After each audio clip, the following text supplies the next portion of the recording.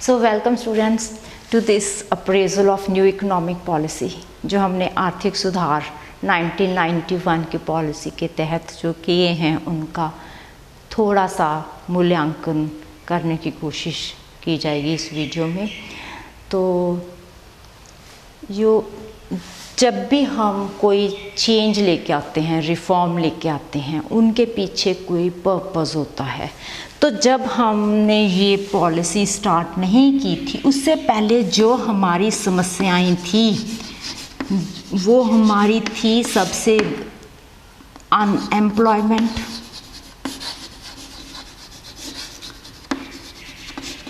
और इनइक्वालिटी।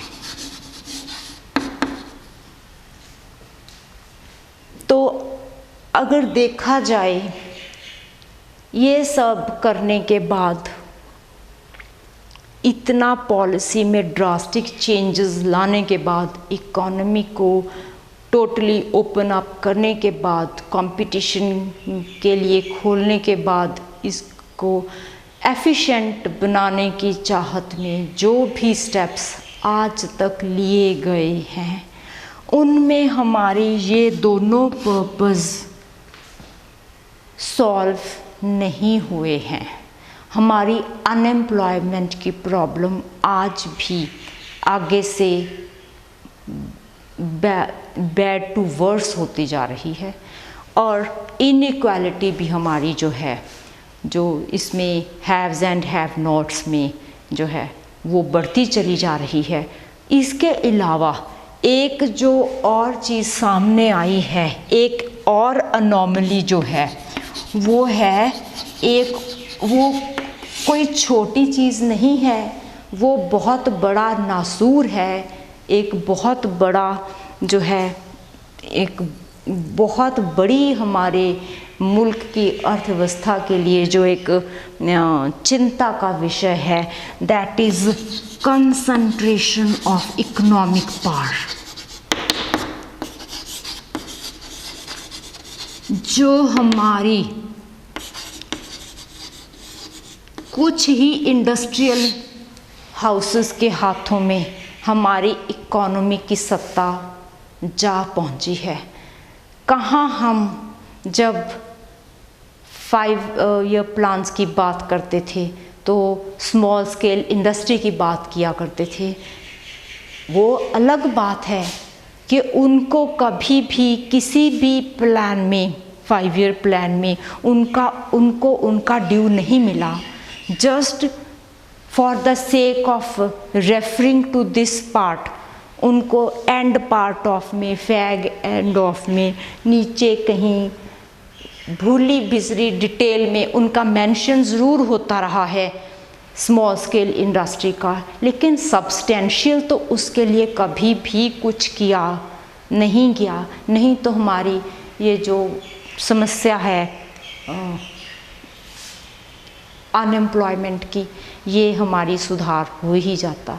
और अब हमारी इकोनॉमी में अगर हो रहा है तो ऐसा शोषण हो रहा है, ऐसा एग्रीकल्चर के में ही देखने में आया होगा।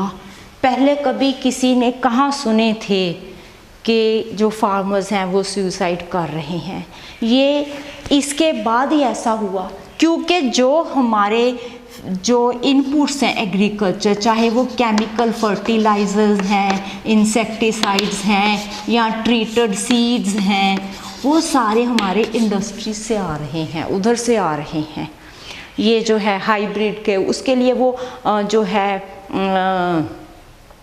फॉरेन जो है उसको भी जो है वर्ल्ड ट्रेड ऑर्गेनाइजेशन की जो प्रोविजंस हैं उसके लिए भी ओपन हो गया है, और ये सब चीज़ें मिलके तो इसका ये एक स्मॉल एंड मार्जिनल फार्मर के लिए जो एग्रीकल्चर एक वायबल प्रपोजिशन नहीं रही है, तो इसीलिए उन जो है वो आत्महत्याओं के मार्ग पर चल गए हैं। एक तरफ तो कहते हैं कि हमारी जो इकोनॉमी है वो एग्रेरियन है, जो भारत है वो गांव में रहता है, और अगर हमारा कृषक जो है वो डिस्ट्रेस में है, जो हमारी जो हमारा फार्मर है, जो कृषक है, जो फार्मर है वो हमारा डिस्ट्रेस में है, तो हमारी इकोनॉमी जो है वो बहुत ही वाइब्रेंट हो सकती नहीं। तो ये बड़ी डिज़मल पिक्चर है, तो इसमें मैं और ज़्यादा कुछ नहीं कहना चाहूँगी। लेकिन ऐसा है, थोड़ा सा कोई भी जो हमारा सिस्टम होता है, चाहे वो इकोनॉमिक हो, चाहे वो पॉलिटिकल सेटअप हो, चाहे वो फैमिली का ही सेटअप क्यों ना हो, वो जो बेस होता है वो ह्यूमन वैल्यूज़ के ऊपर होता है। वो एक जो ह्यूमन बीइंग्स हैं उनकी इंटीग्रिटी के ऊपर है, तो उनकी ऑनेस्टी के ऊपर है, और जो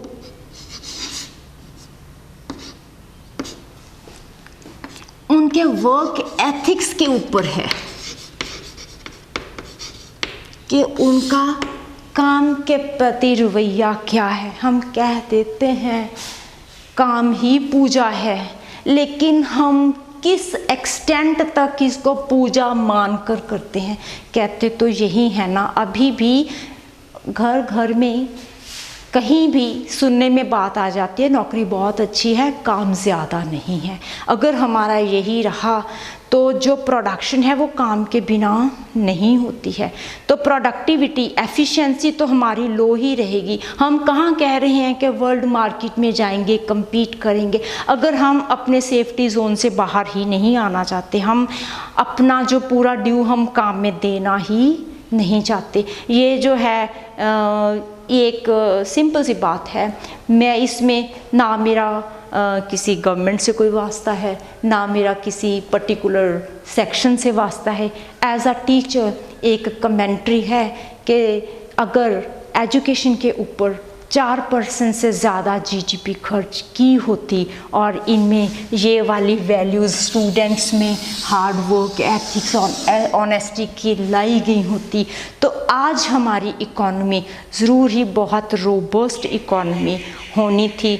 तो लेकिन बड़े दुख के साथ कहना पड़ता है कि कोई, अगर हम देखा होगा संयुक्त परिवार थे पुराने टाइम में, कुछ ही जो है डेकेड्स पहले, तो दे वर डूइंग वेल। आजकल न्यूक्लियर फैमिलीज़ आ गई हैं और उनमें भी डिवोर्स हो रहे हैं। तो अब क्या कहा जाए, अगर हमारा कोई दायित्व लेने को ही तैयार नहीं है, कोई रिस्पॉन्सिबिलिटी लेने को ही तैयार नहीं है, हमारी वैल्यूज़ ही हमारे साथ खड़ी होने को नहीं है, तो हम अपने देश की अर्थव्यवस्था को कब तक, कहाँ तक और ऊंचा करने का सोच पाएंगे। Thank you.